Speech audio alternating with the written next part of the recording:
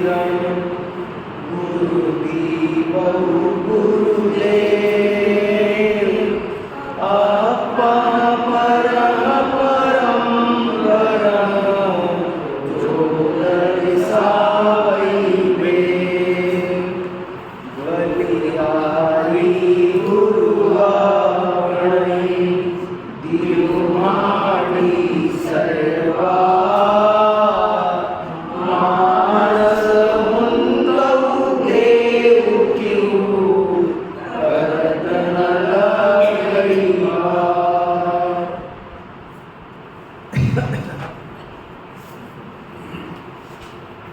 ये पाहुन दोहा नाम का ग्रंथ है जिसकी रचना आज से कम 1000 वर्ष पहले और हो सकता है 1400-1500 साल पहले भी की हो, क्योंकि योगी गुरुदेव मुनिराज का समय 6ठी शताब्दी है जब योग सार लिखा गया।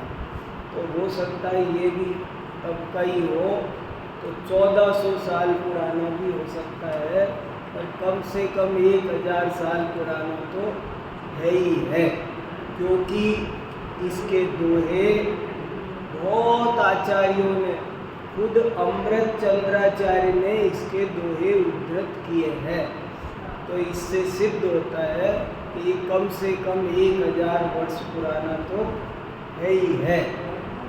और इसका स्वाध्याय करते करते बातें तो बहुत है, अगर रिवीजन करने लगेंगे तो उधर ही मन लग जाएगा, इसलिए सीधे आ जाते हैं जहाँ अपना चल रहा है। 55 दोहों का स्वाध्याय किया था हमने, अब 55वें दोहे को जरा फिर से पढ़ लेते हैं ताकि लिंक बन जाए और फिर आगे स्वाध्याय बढ़ाते हैं। देखो 55वां दोहा क्या कह रहा है। जरयिण मरयिण संभवई जो परिकोटि अनंत तिरुवण साम्यूणाण महु सो शिव देव निबंध। ये बात चल रही है कि जीव ने धर्म के नाम पर बहुत कुछ बाह्य आचरण किया, पर जो असली धर्म है वो तो आत्मा को जानने का नाम था, वो नहीं किया, वो एक रह गया। छिलके छिलके इकट्ठे किए और असल में बादाम की मिगी तो रह ही गई। ये चर्चा यहाँ चल रही है, पीछे से यही प्रकरण चला आ रहा है। तो वो आत्मा कैसा है तो इसमें समझा रहे हैं 55 नंबर में। जिस आत्मा को हमें जानना है वो आत्मा कैसा है, तो देखो क्या समझा रहे हैं। जरयिण मरयिण संभवई जो परिकोटि अनंत तिरुवण साम्यूणाण महु सो शिव देव निबंध। जरई, जरना माने क्षीण होना, पुराना पड़ना, जो ना तो कभी पुराना पड़ता है न मरता है न यहाँ तो जो न पुराना पड़ता है न मरई न मरता है न संभवई। संभव माने उत्पन्न होना, जन्म लेना, जो जन्म भी नहीं लेता है, माने जो जरा जन्म जरा मरण तीनों से जो रहित है, ऐसा वो आत्मा है। और कैसा है फिर, जन्म मरण वाला नहीं है तो कह रहे वो तो अनंत है। अनादि शब्द इसमें शामिल कर लेना। अनंत कहा, अनादि कहा नहीं, पर जो अनंत है वो अनादि भी है। तो जो जिसके जरा नहीं है, मरण नहीं है, जन्म नहीं है, मतलब जो अनादि अनंत है वो आत्मा तुम पहचानो। और वो कैसा है? वो 3 भुवन का स्वामी है। प्राणमयु, वो ज्ञानमय है। वो शिव देव, शिव माने मुक्ति मोक्ष, शिव मग लाग्यो चाहिए, शिव माने मोक्ष, वो कल्याण, वो शिव देव है, वो मोक्ष का देव है। निबंतु, निबंतु माने निर्भ्रांत, नो डाउट। निबंतु माने जिसमें कोई भ्रांति नहीं है, पक्की बात समझो।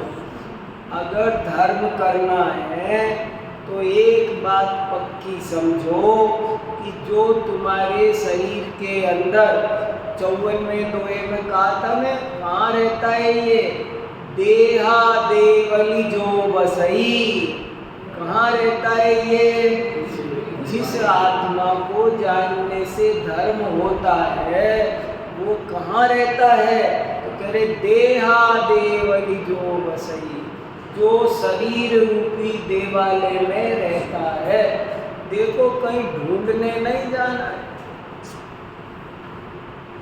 मतलब इतना सरल काम है कि अपने अंदर बैठा है, बड़ी अचंभे की बात है।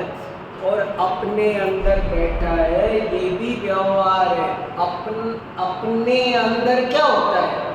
अपन ही है ही हम।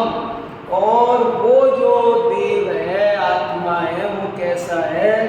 वो ना पुराना पड़ता है, न मरता है, न उत्पन्न होता है, बल्कि अनादि अनंत है। इनसे पर माने पार, जन्म जरा मरण से पार है वो। जन्म जरा मरण पर्याय में है, पर वो इस पर्याय के पार है। जैसे समुद्र पर काई जम जाती है तो काई के नीचे अथाह समुद्र लहरा रहा है, ऐसे ही जन्म जरा मरण ये ऊपर ऊपर है। और ये आत्मा कहाँ है? ये उसके अंदर है, उससे पार है, अनंत है और ज्ञानमय है, शिव देव है, वो कल्याणकारी मुक्ति का देव है। जब पिछली बार इस दोहे का स्वाध्याय किया था तो एक प्रश्न पैदा हुआ था कि आत्मा जन्म मरण से रहित है, ये भी बात ठीक है। आत्मा अनादि अनंत है, ये भी बात ठीक है। आत्मा ज्ञानमय है, ये भी बात ठीक है। आत्मा शिवदेव है, ये भी बात ठीक है। मगर आत्मा 3 भुवन का स्वामी है, वो कैसे कहा? सब द्रव्य स्वतंत्र है, परमाणु मात्र भी मेरा नहीं है। आत्मा कैसा है? जिसका हमको ज्ञान ध्यान श्रद्धान करना है, वो कैसा है? उसका तो परद्रव्य से कोई संबंध नहीं है, वो तो परद्रव्य से एकदम भिन्न है, परमाणु मात्र से उसका कोई संबंध नहीं है। फिर यहाँ पर ऐसा क्यों लिखा कि वो 3 भुवन का स्वामी है? ये प्रश्न पिछली बार पैदा हुआ था और मेरे घर जाके बहुत कई दिन तक दिमाग में घूमता रहा कि ये बात तो समझने लायक है। आत्मा को 3 भुवन का स्वामी क्यों कहा? सिद्ध भगवान 3 भुवन के स्वामी हैं, इसका क्या मतलब है? सर्वव्यापी सर्वज्ञ।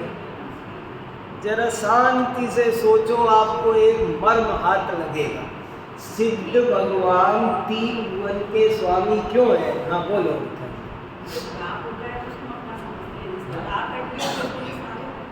हाँ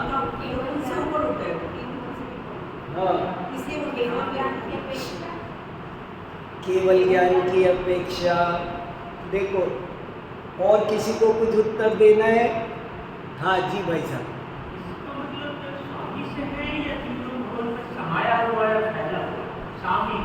हाँ एक दृष्टिकोण ये भी आ रहा है, केवल ज्ञान का भी आ रहा है, राग रहित हो गए, वीतरागता हो गई। पर वीतराग हो गए, राग मिट गया, तो स्वामी कैसे रहे? एक प्रश्न।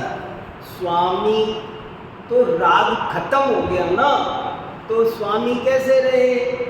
मेरा गद्दी से राग खत्म हो गया, मैं यूनिवर्सिटी से मेरा राग खत्म, मैंने यूनिवर्सिटी छोड़ दी, तब मैं यूनिवर्सिटी का स्वामी हो गया। ये प्रश्न मेरे दिमाग को भी झिझोड़ा कि तीन भुवन का स्वामी क्या? सिद्ध भगवान, अरिहंत भगवान तीन लोक के नाथ हैं। ऐसा आप जगह जगह पूजा में पढ़ते हैं, स्तुतियों में पढ़ते हैं, तुम तीन भुवन के स्वामी। अब तीन भुवन के स्वामी का आज आप खास मीनिंग सुनो। तीन भुवन के स्वामी का मीनिंग क्या? स्वामी माने, स्वामी कौन होता है? जो रक्षक है। जरा समझना, थोड़ी देर सुनना शांति से। स्वामी माने जो उसका पालक है, रक्षक है, वो स्वामी होता है। और जो तीन भुवन का कर्ता धर्ता हो, वो उसका रक्षक नहीं हो सकता। जरा समझना बात को। पूजा में एक पंक्ति बहुत अच्छी आती है, तुम सा दानी क्या कोई हो, जग को दे दी जग की निधियाँ। ये वारे वाह, ये अजीब दान है। मैंने आपकी चीज आपको उठा करके दे दी और मैं दानी हो गया। ऐसे कैसे दानी हो गया? मैं मेरी चीज आपको देता तब दानी होता ना, लेकिन क्या कहा? आपकी चीज आपको दे दी और दानी हो गया। तीन भुवन का स्वामी वो हो सकता है जो तीन लोक के सभी पदार्थों की सत्ता का सम्मान करे, उनको स्वतंत्र रूप से सुखी रहने दे, परिणमन करने दे। जो उन पर अधिकार जताता है वो तो उल्टा उनको डिस्टर्ब करता है।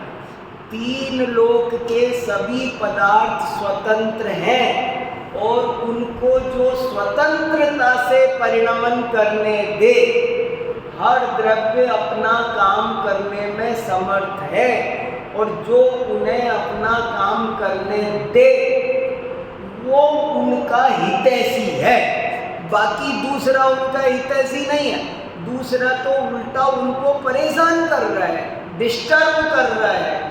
एक परीक्षा मुख ग्रंथ है न्याय शास्त्र का, उसमें ऐसा एक शब्द आया, सहायता। सहायता शब्द के लिए वहाँ पर लिखा है व्यवधान। शुरू में मेरी समझ में नहीं आता था, कहना क्या चाहते थे? सहायता, और लिखा क्या? व्यवधान। व्यवधान माने रुकावट, अड़चन, बाधा। कोई किसी, अब आप ये समझो मैं अक्षर लिख रहा हूँ और आपको मैं हाथ पकड़ के लिखाता हूँ आपको, तो मैं क्या कहूँगा? मुझे डिस्टर्ब मत करो, मैं खुद लिख लूँगा। मैं लिख रहा हूँ और आप मुझे हाथ पकड़ के लिखाओ, तो इसका नाम सहायता है कि व्यवधान? व्यवधान। तीन लोक के सभी पदार्थ स्वतंत्र रहना चाहते हैं, आप उन्हें पिंजरे में रख रहे हो। तोते का हितैषी कौन है? तोता किसको अपना हितैषी मानेगा? जो उसे पिंजरे में रखे उसे, या जो उसे उन्मुक्त रहने दे? जो उसे उन्मुक्त रहने दे वो तोते का हितैषी है। जो तोते को बांध कर रखे वो उसका हितैषी नहीं है। तो सिद्ध भगवान तीन लोक के स्वामी क्यों हैं? क्योंकि वो कहते हैं कि होता स्वयं जगत परिणाम। जिस द्रव्य को जैसा परिणमन करना हो वैसा करो, उनसे कोई दिक्कत नहीं है, कोई किसी को रोक तुम ऐसे मत परिणमन करो, ऐसे परिणमन करो, ऐसे नहीं बोलता है। वो तीन भुवन का हितैषी है, वो किसी को रुकावट में नहीं डालता, उसको विघ्न नहीं करता, उसको अनादि निधन वस्तुएं भिन्न भिन्न अपनी अपनी मर्यादा सहित परिणमित होती है, वो परिणमन करने देता है। ऐसा क्यों, ऐसा नहीं, ऐसा करो, ऐसा जो अभी हमको क्या आदत पड़ी है, स्वामी हम किसको जानते हैं जो बोले ऐसा नहीं ऐसा करो। अब ये कह रहे ऐसा नहीं ऐसा करो करने वाला तो तुमको गुलाम बनाता है, वो तुम्हारा स्वामी कहाँ हुआ? समझना बात को। हमने स्वामी किसे समझा है? जो हमको नौकर बनाए, ऐसे मत करो ऐसे करो। यहाँ वो अर्थ नहीं है, यहाँ कह रहे तीन लोक का स्वामी वो है जो तीन लोक को उसकी अनुसार परिणमन करने दे।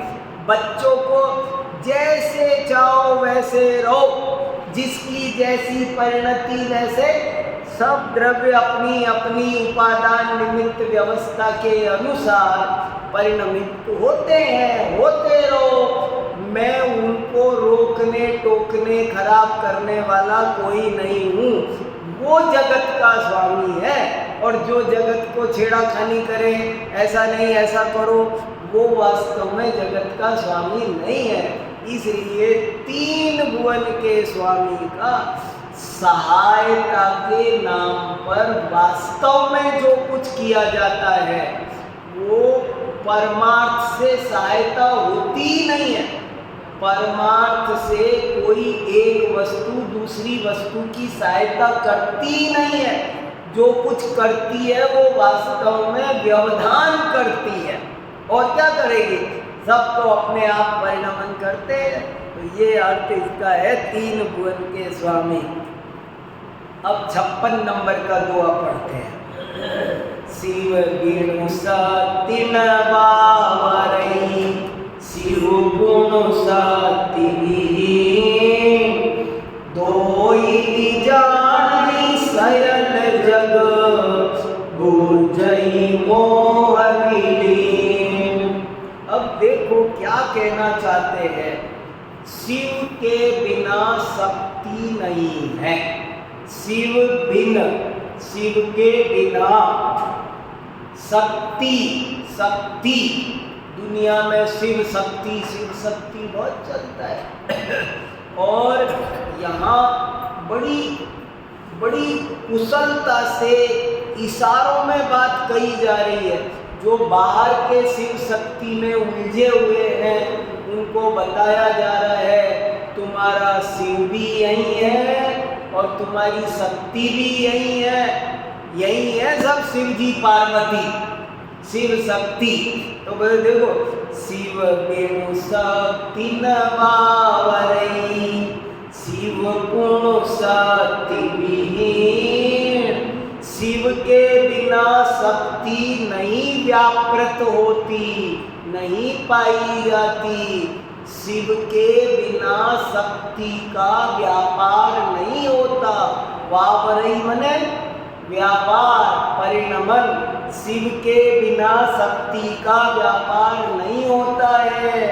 और शिव पूर्ण शक्ति विहीन, और शिव कभी शक्ति के बिना नहीं रहता है। शिव के बिना शक्ति नहीं, शक्ति के बिना शिव नहीं। और क्या कह रहे? दो ही जानी। जब आप इन दोनों को अच्छी तरह जान लोगे तो आपको ये सारा जगत, सयद जग, सारा जगत बुझई मोह विलीन, और ये सारा जगत आपको मोह में डूबा हुआ दिखाई देगा। क्या कहना चाहते हैं? लगाओ दिमाग।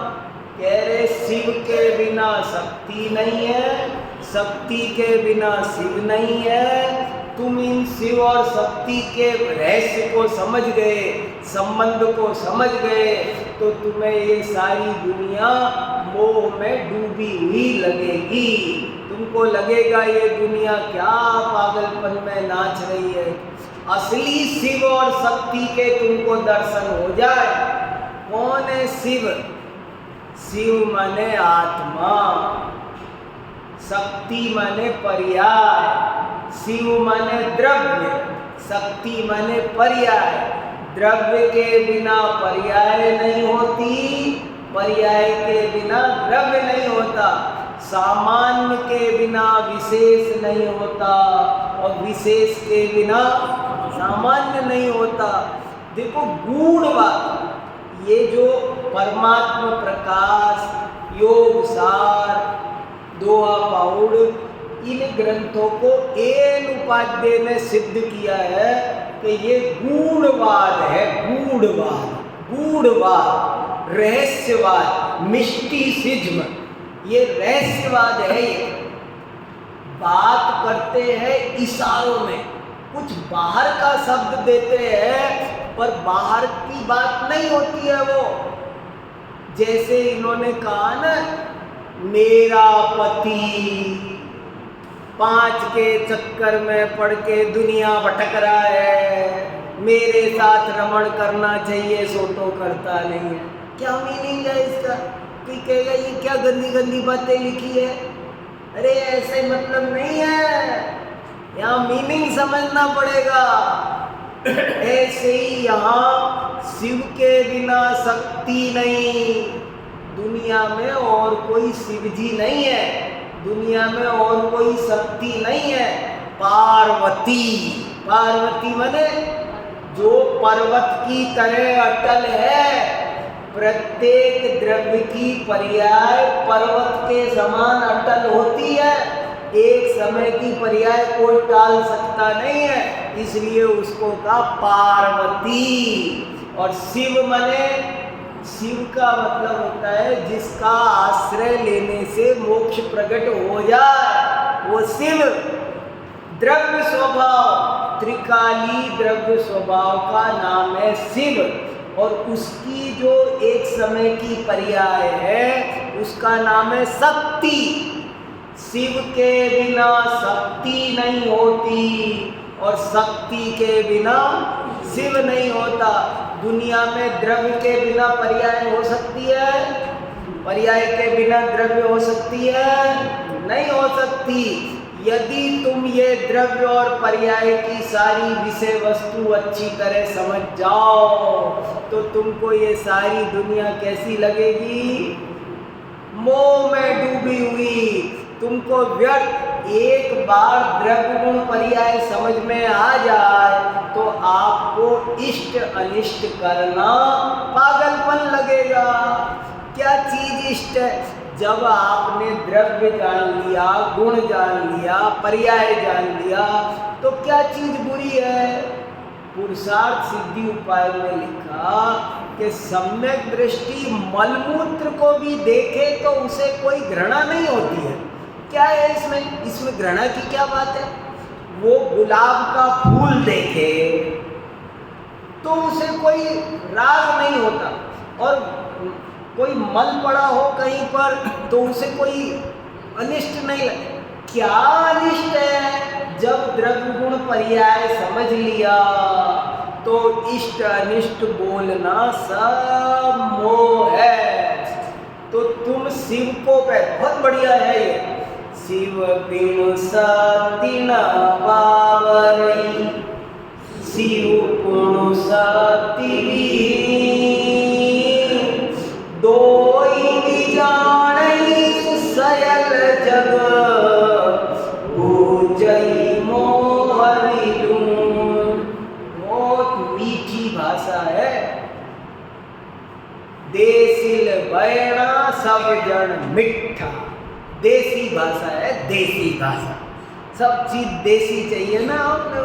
टमाटर कैसा चाहिए?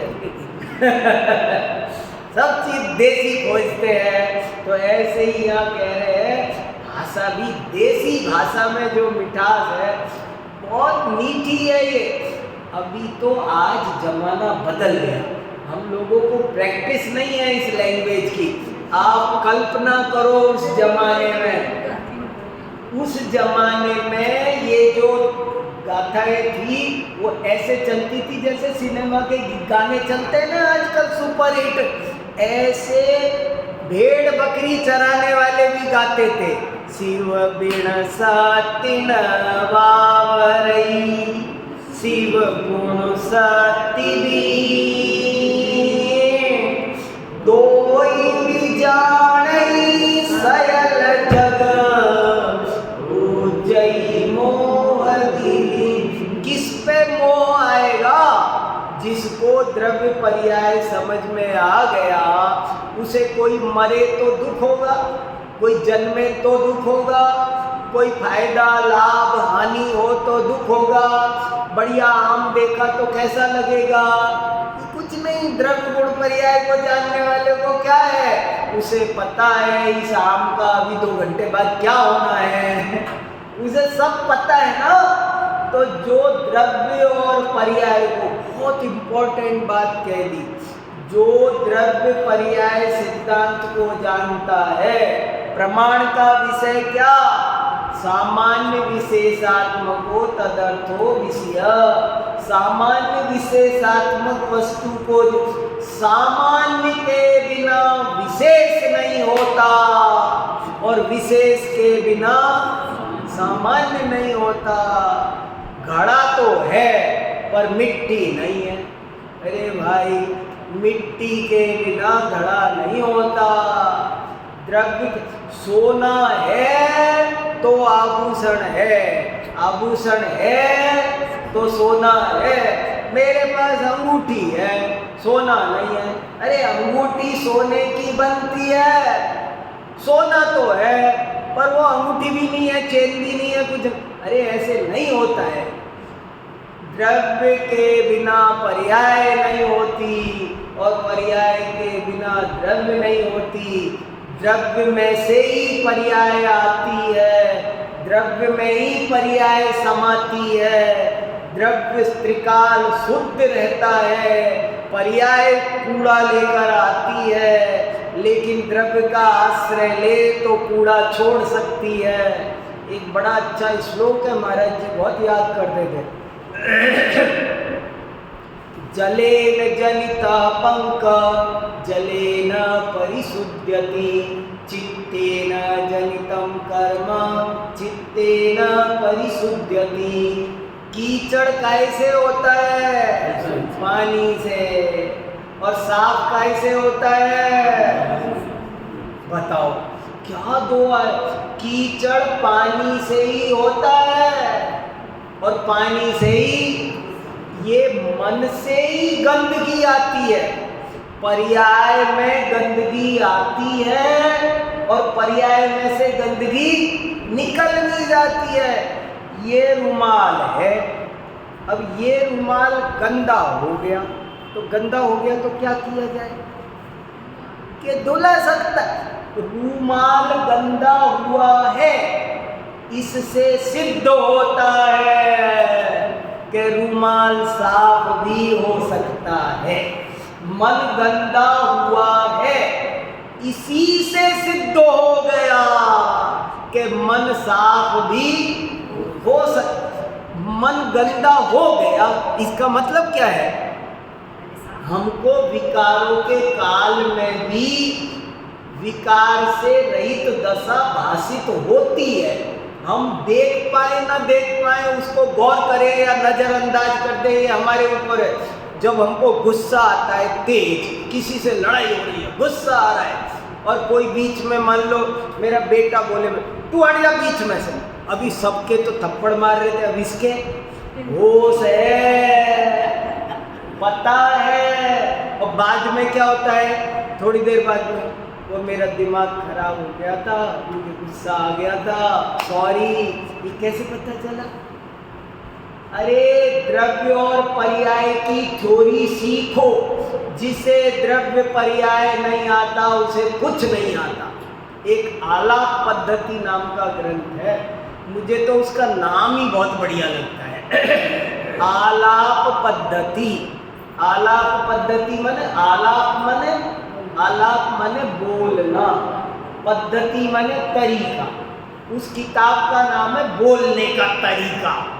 ऐसा लगता है जैसे कोई बोलने का तरीका सिखाने वाली किताब है, लेकिन उस किताब में क्या है?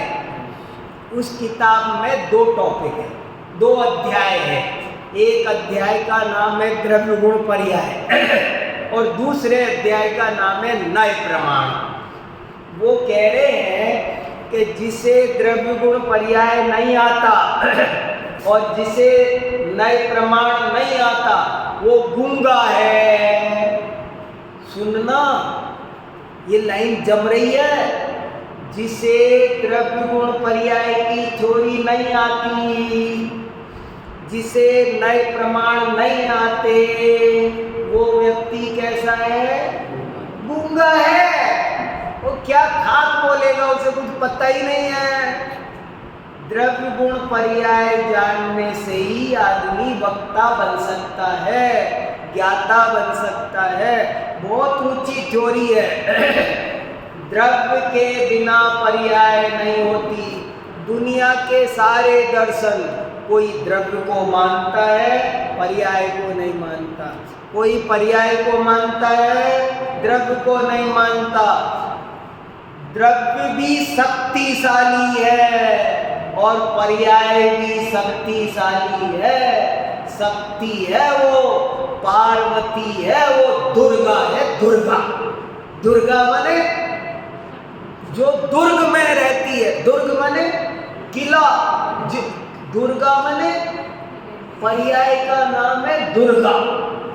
जिस पर तोप के गोले चलाओ तो भी उस दुर्ग में नहीं पहुंच सकते, वो अपने दुर्ग में सुरक्षित है।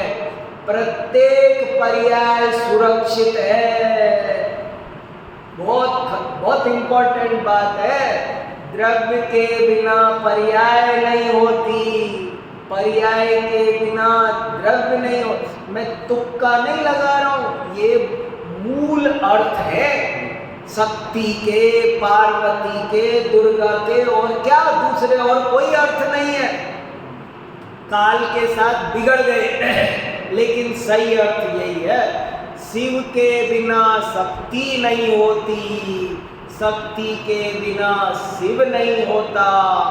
तुम द्रव्य पर्याय की इस वस्तु स्थिति को भली भांति समझो समझो समझो।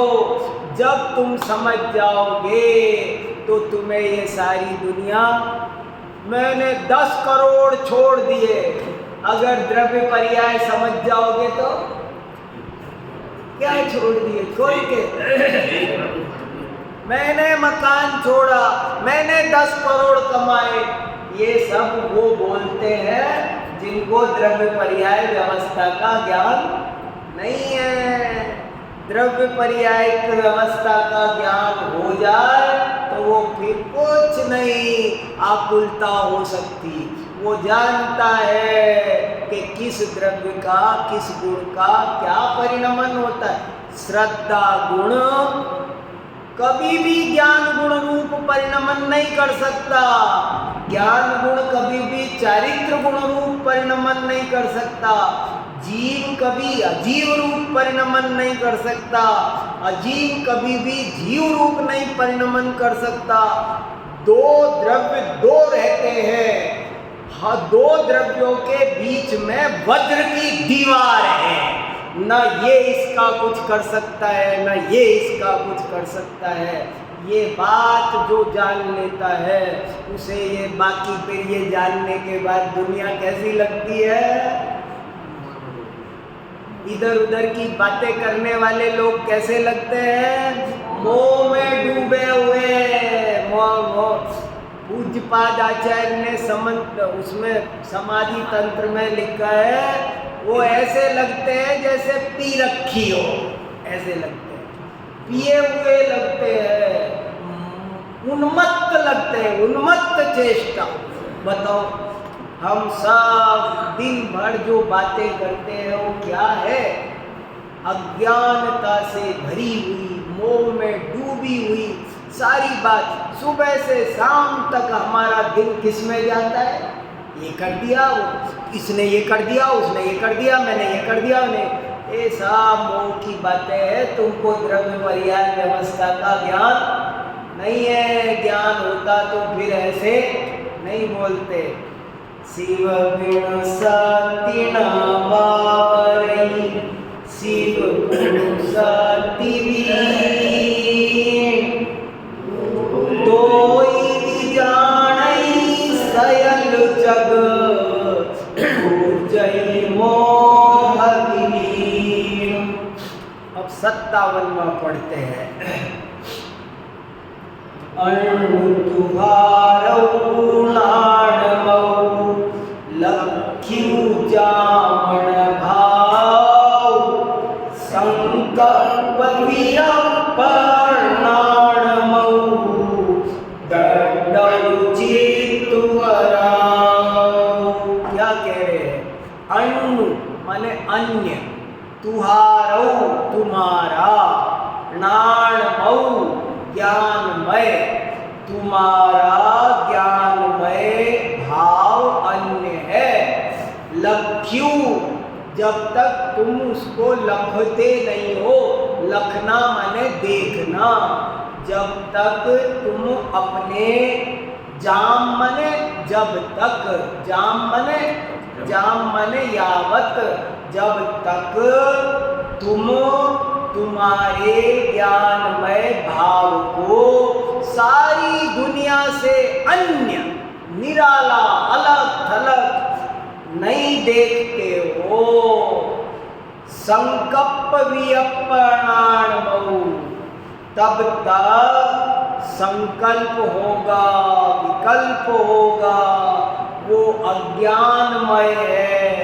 और तुम्हारा ये वराऊ मने बेचारा, चित्त मने चित्त, मन दड्डऊ मने जलता रहेगा, दाजता रहेगा, दग्ध होता रहेगा। तब तक तुम्हारा ये मन संकल्प विकल्प में जलता रहेगा। कब तक? हमारा देखो क्या कैसा शब्द दिया, विचारा। ये तुम्हारा विचारा मन, इस मन को सजा मिल रही है किस वजह से? कि तुमने अपने ज्ञान में स्वभाव को नहीं देखा। तुमने शक्ति ऊपर देख रहे हो, उसको शिव को नहीं देखा। शिव के बिना शक्ति का व्यापार नहीं होता है। अगर तुम अपने ज्ञान में शिव जी के दर्शन कर लो, वो शिव जी है अमरनाथ की गुफा में बैठे हुए। कौन अमरनाथ की गुफा है? यही अमरनाथ की गुफा है। इसमें शिव जी बैठे हैं और उसकी जो पर्याय है वो पार्वती है। क्या कैसे किस ढंग से बात कर रहे हैं देखो। जब तक तुम अपने ज्ञानमय भाव को नहीं देखते हो भाई, तब तक सुनो, ये बेचारा चित्त 24 घंटे धधकता रहता है। लड्डू मने धधकता है, धधक रहा है, खोल रहा है, उबल रहा है। काहे में खोल रहा है? संकल्प विकल्प में। कितनी सशक्त अभिव्यक्ति है। सुबह से शाम तक अपन क्या करते रहते हैं? खोलते। सुबह से शाम तक हमारा मन क्या करता रहता है? खोलते रहते। ये कपड़े लाना, वो कपड़े लाना, ये करना, वो पैसे, वो खाना, वो पानी, चाय, फलाना ढिकाना। क्या हो रहा है ये मेरा, वो बेटी का क्या हुआ, बेटे का पूछना, उसकी सगाई की बात चल रही थी, उसका क्या हुआ, उसके रिश्ता हो गया कि नहीं हो गया, कब है शादी, क्या हो रहा है ये सुबह से शाम तक क्या हो रहा है ये? वो उसका क्या हुआ, गवर्नमेंट में उसका क्या न्यूज आई, इसकी क्या हुआ, ये क्या हो रहा है? क्या सुबह से शाम तक हम क्या कर रहे हैं? और ये शब्द देखो, इस शब्द का अनुवाद जलाना प्रॉपर नहीं है। दड्ढऊ माने जैसे अंगारा दहकता रहता है, ऐसे ही सुबह से शाम तक तुम दहकते रहते हो, खोल रहे हो। पर पदार्थों में इष्ट अनिष्ट की कल्पना करना। देखो सुनो, क्या यही लिखा है सब, मैं मेरी तरफ से अर्थ नहीं कर रहा। संकल्प विकल्प, संकल्प विकल्प जानते हैं?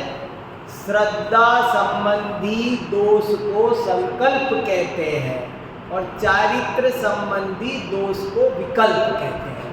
क्या फर्क है संकल्प और विकल्प में? बहुत जिया कब तक उलझेगा संकल्प विकल्पों में। संकल्प विकल्प जानते क्या होता है? संकल्प माने श्रद्धा गुण की विकारी पर्याय को संकल्प कहते हैं और चारित्र गुण की विकारी पर्याय को विकल्प कहते हैं। देखो, ये शरीर मेरा है, ये रुमाल मेरा है, ये बेटा मेरा है, बेटी मेरी है, इसका नाम क्या है? संकल्प। पर पदार्थ में अहम बुद्धि, मम बुद्धि, कर्ता बुद्धि, भोक्ता बुद्धि, इस चार का नाम है संकल्प। समझना बहुत इंपॉर्टेंट बात है, लोग नहीं जानते इसका मीनिंग।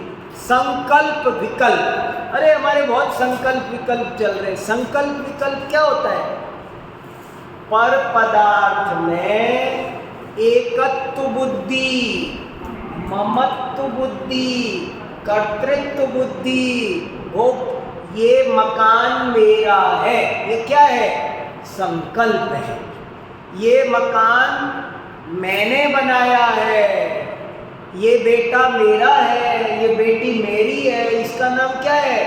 संकल्प। और विकल्प क्या है? चारित्र गुण की विकारी पर्याय को विकल्प कहते हैं। अरे वो पानी क्यों नहीं लाके दे रहा है? मुझे प्यास लग रही है, गुस्सा, क्रोध, मान, माया, लोभ, हास्य, रति, अरति, शोक, भय, जुगुप्सा, स्त्रीवेद, पुरुषवेद, नफरत, ये है विकल्प। इनका नाम है विकल्प। और जो मिथ्या दर्शन है उसका नाम है संकल्प। और ये संकल्प विकल्प में तुम्हारी आत्मा, तुम्हारा चित्त धड़क रहा है, अंगारे की तरह तप रहा है। जैसे लोहा लुहार की उसमें भट्टी में जाता है तो कैसा लाल होकर के निकलता है, ऐसे तुम्हारा चित्त। और अपने को कैसा लगता है? अपना क्या हाल है?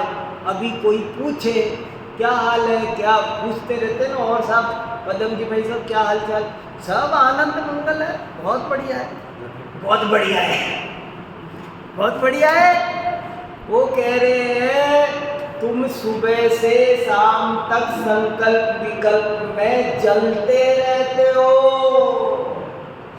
जब तुम्हारा लक्ष्य अपने ज्ञानमय आत्मा पर जाए तब तुम शांत हो, तब अच्छे हो।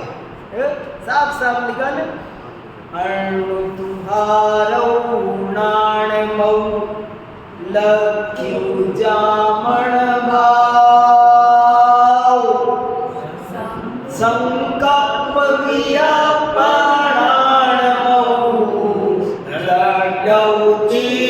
मेरा बराव। अरे ये बेचारा चित्त, ये दड्डौ जल रहा है, खोल रहा है, धधक रहा है। काय में धधक रहा है? संकल्प विकल्पों में धधक रहा है। कैसे धधक रहा है? क्योंकि तुम अपने ज्ञान में भाव को नहीं जान। इस पाउंड दोआ पर मैं इसीलिए रीझ गए। ये पाउंड दोआ ग्रंथ ये कहता है तुम्हें जो करना चाहिए था वो नहीं किया। एक किसान ने खेत के बाड़ लगाई, पानी डाला, खाद डाला, हल चलाया, 10 मजदूर लगाए, सुबह शाम रखवाली करी, सब किया। रोज सुबह उठ के लाव चलाता था, पानी देता था, थक जाता था, घर आके थकता के सोता था, खर्राटे भरता था, बस बीज नहीं बोया। ये हमको बताता है कि हमें क्या करना है। हम असली काम को गौण न करें, देखो परीक्षा में, पेपर में जब परीक्षा देते हैं तो कोई प्रश्न एक एक नंबर के भी होते हैं और कोई प्रश्न 40-40 नंबर के होते हैं। कोई कहे मैं वो 40-40 वाले दोनों छोड़ आया, एक एक नंबर वाले 20 कर आया। अरे भले आदमी, तू 20 की बजाय 2 करता, पर वो 40 वाले करता। ये हमारे साथ हो रहा है। ये हमको, मुझे बार बार ऐसा लगता है, पाउड दोआ साधकों को दर्पण दिखाता है। वेयर आर यू, चेक करो तुम कहाँ खड़े हो। देखो, अण्णु तुम्हारो नाणमौ लख्यु जामण भाव संकल्प वीरबाणाणमौ दड्डौ चिदुवराव। 58वां, नीचु निरामौ नाणमौ परमानंद सहाव आपा पूजे परो दासुन अण्णिभाव। निच्चु निरामौ नाणमौ, नित्य है, निरामय है। निरामय मने, आमय मने रोग, आमय मने बीमारियां, और निरामय मने सर्वे भवन्तु सुखिना सर्वे सन्तु निरामया। निरामय मने रोग रहित। तो आत्मा कैसा है, मैं कैसा हूँ? वो कह रहे नित्य निरामय। मुझे बुखार आता है, मुझे बुखार नहीं आता। शरीर को गर्म होता है, ठंडा होता है, आत्मा गर्म ठंडा। आत्मा के जुकाम लगती है, बीपी होता है, हार्ट अटैक होता है, आत्मा के हार्ट ही नहीं है। नित्य निरामय, हमारा उधर ध्यान नहीं है, उसकी ओर ध्यान जाना चाहिए। नीचु निरामौ नाणमौ परमानंद सहाव आपा पूज्यु जेण परो तासुन अण्णं भाव। देखो, बहुत शांति से समझो क्या कहना चाह रहे हैं। मैं परमानंद स्वभावी हूँ। मैं लिखा ना, परमानंद स्वभाव। अरे आनंद स्वभाव की स्मृति से दुख दूर भाग जाता है। आपको पता है, शास्त्र में एक उदाहरण आता है कि सांप को चंदन के पेड़ बहुत पसंद होते हैं, और सांप है ना, चंदन के पेड़ों के लिपटे रहते हैं, और कितना भी कुछ आए पर छोड़ते नहीं है, चिपके ही रहते हैं 12 महीने, चिपक को उसकी खुशबू के मारे। कुछ हटाना चाहो ना तो जौक की तरह चिपके रहते, हटते नहीं है। लेकिन ऐसे सांप भी, अगर मोर की आवाज आ जाए तो पकड़ ढीली हो जाती है। ऐसे ही हम जो पिछले दोहे में कहा ना, हम 24 घंटे संकल्प विकल्प में धधक रहे हैं। कैसे हो वो धधक शांत? ये जो भट्टी जल रही है, आकुलता की भट्टी जल रही है, ये भट्टी कैसे समाप्त हो? जब तुम नित्य निरामय ज्ञान में परमानंद स्वभावी, मेरे में रोग नहीं है, ये सोचते ही रोग का प्रभाव कम हो जाता है। रोग हो तो रोग का प्रभाव कम हो जाता है। देखो, रोग नहीं हो, मैं रोगी हूं, मैं रोगी हो जाएगा, और रोगी हो, मैं रोगी नहीं हूं, रोग की पहुंच मेरे तक होती नहीं है। मैं लक्ष्मण रेखा में घिरा हुआ हूं, रोग मेरे अंदर प्रवेश करता नहीं है। और दुख, अरे साहब, दुख बाहर लौटता है। मैं वो जो जिसमें आनंद के झरने बह रहे हैं। देखो सोच बहुत पॉजिटिव होनी चाहिए।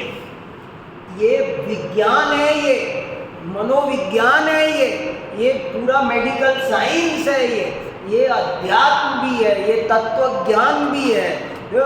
नीचुनी रामायणाणमऊ, तबीयत ठीक होती है। रोज 15 मिनट 10 मिनट, जैसे तुलसी में 5 मिनट पानी देते हैं, और चलता कितना है 24 घंटे। ये कितने ही लोगों को रोग होता है तो एक गोली रोज खाते हैं, 24 घंटे वो गोली उसको कंट्रोल में रखती है। ऐसे ही 10 मिनट ये ध्यान करो। नीचुनी रामायणाणमऊ परमानंद साओ, आपा ऊंची उज्जैन परो, तासु में अण्णुई भाव। एक आदमी दुखी हो रहा था, मेरे बच्चे बड़े बेकार, कहना नहीं मानते, सिर में दर्द हो गया, बहुत तकलीफ पाता था, जने जने को कहता फिरता था, कॉलोनी में भटकता फिरता था। अचानक उसे विचार आया, हैं मेरे तो बच्चे ही नहीं है। कितनी देर लगेगी दुख को मिटने में। ऐसे ही यहाँ कह रहे हैं, कितना भी बड़ा रोग हो और वो शरीर में होता है, तुम्हारे निरंतर सहजानंद परमानंद, मैं आनंद आनंद अनंत आनंद, मैं तो आनंद से ही भरा हूँ। हमेशा अपने आप को आनंद स्वरूप अनुभव करो, जो भी स्थिति हो। बढ़िया हुआ, बहुत बढ़िया, बहुत बढ़िया, बहुत बढ़िया, अच्छा ही अच्छा है। मैं नित्य हूँ, मेरा जन्म मरण हो। कोई कहे अब तो आपकी उम्र हो गई, थोड़े दिन में मरने वाले हो। अरे मैं क्या मरने वाला हूँ, मैं नित्य हूँ, मैं मरने वाला। हम मरने वाले हैं। सोचो, ये मरने का विकल्प हमारी उम्र कम करता है, हमें रोगी बनाता है। अरे एक पल भी मत भूलो कि मैं मरने वाला नहीं हूँ। हम मरेंगे क्या, बताओ ना, सोचो ना। मैं झूठ बोल रहा हूँ कि ये दुनिया दिन भर झूठ बोलती है। दुनिया दिन भर झूठ बोल रही है कि तुम मरने वाले हो। अरे मैं बिल्कुल नहीं मरने वाला हूँ, मेरे रोग होता ही नहीं, मैं निरामय हूँ, मैं नित्य हूँ, मैं ज्ञानमय हूँ, मैं परमानंद स्वभावी हूँ। ऐसा जो आत्मा को जान लेता है, बस वो ही उत्कृष्ट बन जाता है और उसके जीवन में कोई विभाव नहीं बचता है। ये बहुत बड़ा यंत्र मंत्र तंत्र है। ये 58 नंबर का दुआ, ये यंत्र है, मंत्र है, तंत्र है, ये सब कुछ है। ये एक ट्रिक भी है, ये टेक्निक भी है, ये वस्तु स्थिति भी है, और ये एक प्रकार का तकनीक भी है। वो कह रहे हैं, ये तुम्हें विभाव खत्म करने हैं ना। देखो विभाव है, ये विभाव नहीं है सो बात नहीं है, दुख है। दुख को मिटाने का उपाय बता रहे हैं कि तुम बोलो मेरे कोई दुख नहीं है, वो दुख भाग जाएगा। दुख को मिटाने के लिए दुख को मत याद करो। कैसी गजब की बात है। किसको भगाना है, बंदर भगाना तो लंगूर की आवाज करो। ऐसे ही ये है, वो कुत्ते भौंके बंदर भाग गए। ऐसे ही यहाँ अंदर से परमानंद नीच निरामयणाणमऊ परमानंद साओ, आपा ऊंची झेड़ परो, तासु में अण्णई भाव। अब बताओ, दुख मिटाना है, कोई उपाय है? तो मेरे अंदर दुख नहीं है, मैं आनंदमय हूँ। उछल जाओ, दुख खत्म है।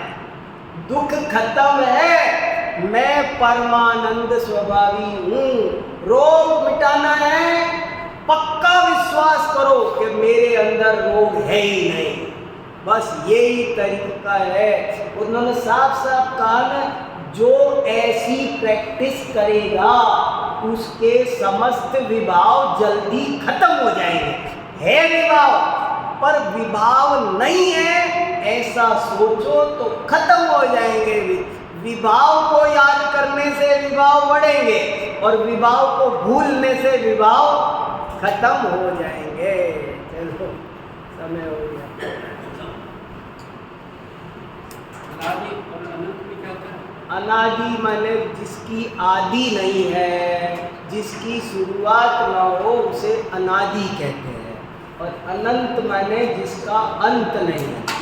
आत्मा अनादि अनंत है, क्योंकि ये कभी बना भी नहीं है और कभी नष्ट भी नहीं होगा। दुनिया की सभी चीजें बाह्य वस्तु है, पर्याय सादी शांत होती है, पर द्रव्य अनादि अनंत होता है। ये अच्छा टॉपिक आया कि शिव और शक्ति समझो, द्रव्य और पर्याय समझो। चलो, किनवाणी स्तुति।